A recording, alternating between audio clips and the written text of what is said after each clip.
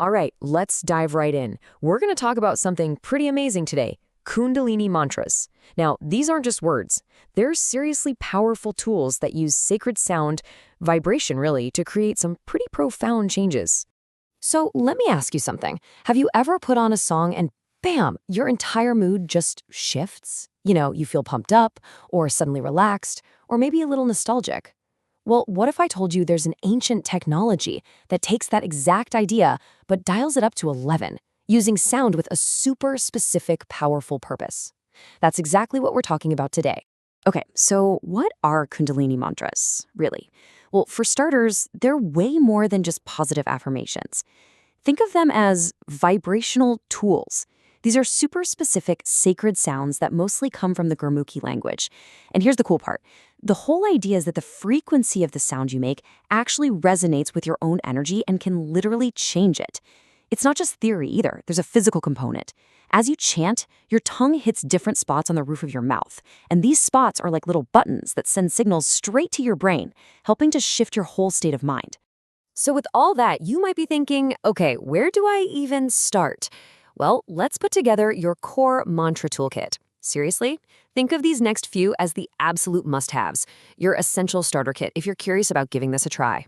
First up, we've got what's called the Adi mantra, Ong Namo Guru Dev Namo. This is the one you use to tune in before any Kundalini practice. It's literally like turning the key in the ignition of your car before you go anywhere. It gets everything started and connects you to the wisdom of the practice, and, importantly, to that divine teacher that's already inside you. And when you look at the translation, it all makes sense. It means, I bow to the infinite wisdom, I bow to the divine teacher within. And just to be clear, this isn't about bowing to someone or something outside of you. It's about acknowledging the vast creative intelligence of the universe and that same spark of wisdom that exists right inside you. It's a really powerful way to get centered. All right, our next tool is super simple, but wow, is it profound. It's Sat Nam. This is often called a seed mantra or a bij mantra, and the idea is just beautiful. It's believed that this tiny sound contains all the wisdom and potential of a giant, fully grown tree. All of that potential packed into one little seed. So what does it mean? It's beautifully simple. Truth is my identity. That's it. When you chant this, you're constantly reminding yourself who you really are, beneath all the noise, the self-doubt, the labels that you or other people put on you. It's like an anchor that pulls you back to your most authentic self. So what's its job? Well, it's all about awakening your soul and building a rock-solid connection to that true identity we were just talking about. People use it to clear out old gunk. Old patterns and blocks stuck in the subconscious. Think of it as a deep spiritual and mental cleanse. Okay, so we've got our foundation set. Now let's get into the specialized tools. These are the mantras you pull out for specific situations in life. When you need a little protection or you're trying to make a big positive shift. First step in this category is the Mangala Churn mantra. This one is all about protection. It sounds like this.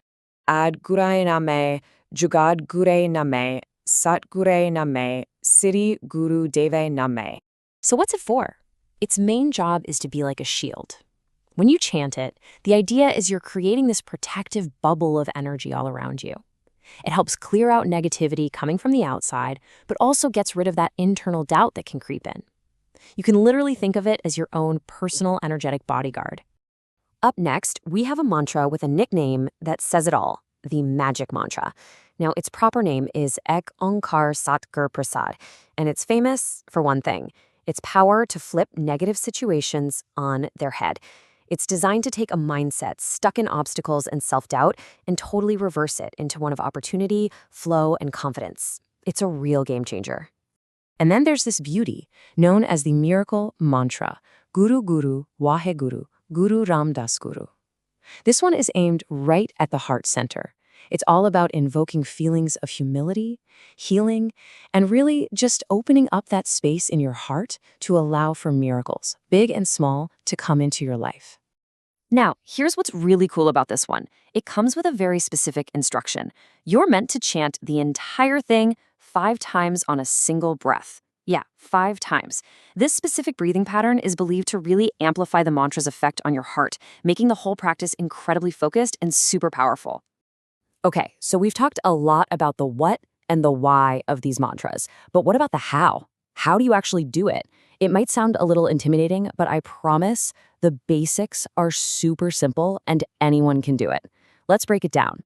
Okay, step 1. Just sit down comfortably, but make sure your spine is straight. Easy enough, right? Step 2, gently close your eyes and bring your attention to that spot right between your eyebrows, what we call the third eye. Step 3, you get to choose your volume. You can chant it out loud, you can whisper it, or you can even just repeat it silently in your head. They all work. And finally, step 4, link the chant to your breath. And don't forget that physical part we mentioned earlier. With every single repetition, your tongue is activating those meridian points, reinforcing the whole effect. See, it's really that simple. Okay, to wrap things up, let's talk about a mantra that really represents the peak experience of this practice. After all the tuning in, the clearing, the opening of the heart, all of it can lead to a specific feeling, a state of being that's perfectly captured in one sound, Waheguru.